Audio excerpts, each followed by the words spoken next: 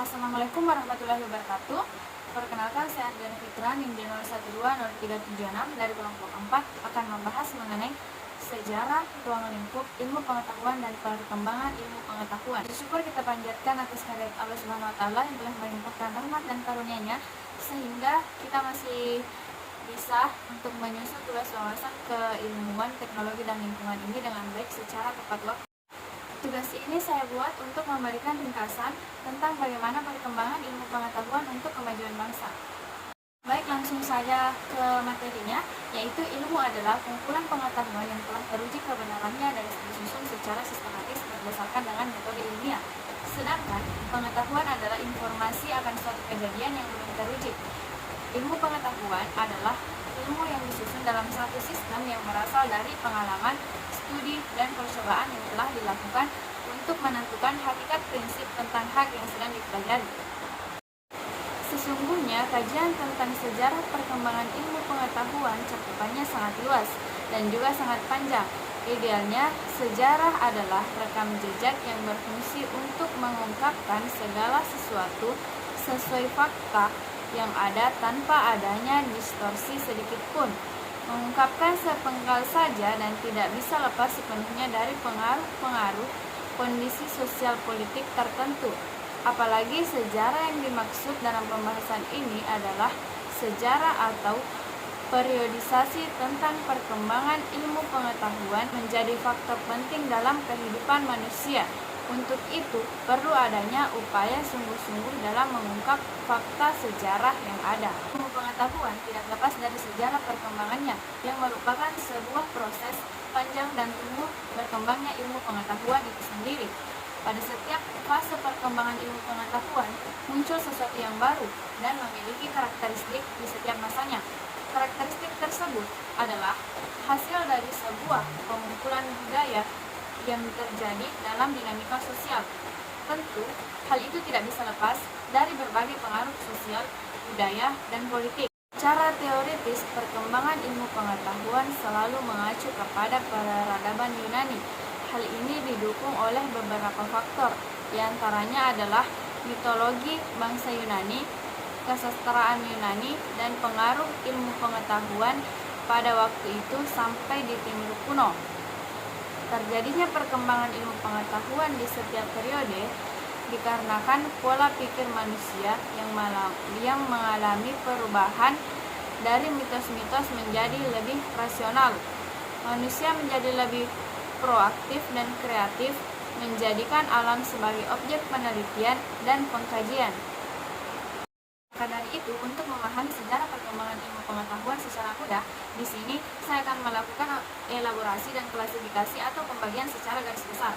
Berikut adalah uraian singkat dari masing-masing periode atau sejarah perkembangan ilmu pengetahuan dari masa ke masa. Kalau pengetahuan lahir sejak manusia pertama diciptakan, maka perkembangannya sejak zaman purba. Secara garis besar, Amsal Bakhtiar membagi periodisasi sejarah perkembangan ilmu pengetahuan menjadi 4 periode, yaitu yang pertama pada zaman Yunani kuno, kemudian yang kedua pada zaman Islam, yang ketiga pada zaman Renaissance dan modern, dan sampai sekarang pada zaman kontemporer, yaitu periode Yunani kuno. Yunani kuno adalah tempat bersejarah di mana sebuah bangsa memiliki peradaban. Oleh karenanya, Yunani kuno sangat identik dengan filsafat yang merupakan induk dari ilmu pengetahuan. Pada zaman ini banyak bermunculan ilmuwan yang terkemuka, di antaranya yang pertama Thales.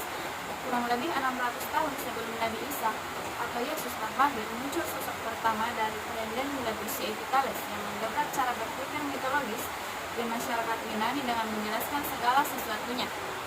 Yang kedua yaitu Pythagoras. Pythagoras lahir di Samos, daerah Ioni, tetapi kemudian berada di Kroton atau Italia Selatan. Ia adalah seorang matematikawan dan filsuf Yunani yang paling dikenal melalui teoremanya, dikenal sebagai bapak bilangan. Yaitu Socrates. Socrates lahir di Athena dan merupakan generasi pertama dari 3 ahli filsafat besar dari Yunani, yaitu Socrates, Plato, dan Aristoteles. Socrates adalah yang mengajarkan Plato, dan Plato gilirannya mengajar pada Aristoteles. Kemudian Plato, ia adalah murid Socrates dan guru dari Aristoteles. Karyanya yang paling terkenal ialah Republik atau Politicea, di mana ia menguraikan garis besar pandangannya pada pada keadaan ideal. Selain itu, ia juga menulis keadaan tentang hukum dan banyak dialog di mana mengenai ide Aristoteles. Aristoteles adalah filsuf Yunani, murid dari Plato, dan guru dari Alexander Agung. Ia memberikan kontribusi di bidang metafisika, fisika, etika, politik, dan kedokteran. Kemudian yang kedua yaitu periode Islam. Sekitar abad ke-6 sampai ke-7 Masehi, obor kemajuan ilmu pengetahuan berada di pangkuan peradaban Islam. Yang ketiga yaitu masa Renaissance dan Modern Michael. Sejarah terkenal adalah orang pertama yang menggunakan istilah Renaissance. Para sejarawan biasanya menggunakan istilah ini untuk menunjukkan berbagai periode kebangkitan intelektual, khususnya di Eropa dan lebih khusus lagi di Italia sepanjang abad 15 dan ke-16. Renaissance adalah periode perkembangan peradaban yang terletak di ujung atau sesudah abad ke-8 sampai muncul abad modern. Terakhir yaitu masa kontemporer. Zaman ini bermula dari abad 20 Masehi dan masih berlangsung hingga saat ini. Zaman ini ditandai dengan adanya teknologi-teknologi canggih dan spesialisasi ilmu-ilmu yang semakin tajam dan mendalam. Pada zaman ini, sebagian ilmu bidang fisika menempati kedudukan paling tinggi dan banyak dibicarakan oleh filsuf. Kesimpulan yang bisa saya sebutkan yaitu perkembangan ilmu pengetahuan sesungguhnya tidak bisa dilepaskan dari rasa keingintahuan yang lebih tinggi dengan usaha yang sungguh-sungguh melalui penalaran, percobaan, penyempurnaan, dan berani mengambil resiko tinggi sehingga menghasilkan penemuan-penemuan yang bermanfaat bagi suatu generasi dan menjadi acuan perkembangan bagi generasi selanjutnya untuk mengoreksi, menyempurnakan, dan mengembangkan ilmu pengetahuan selanjutnya. Sekian dan terima kasih. Assalamualaikum warahmatullahi wabarakatuh.